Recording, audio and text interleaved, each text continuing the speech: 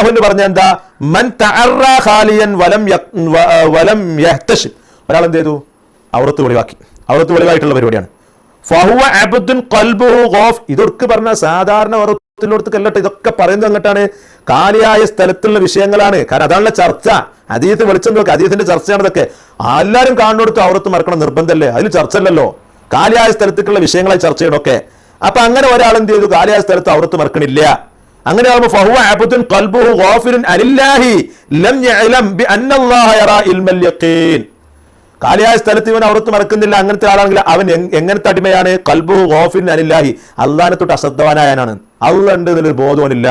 അള്ളാഹ് കാണുന്നുള്ള ബോധം ഉണ്ടെങ്കിൽ ഔറത്ത് മറക്കൂലേ, നോക്കണം.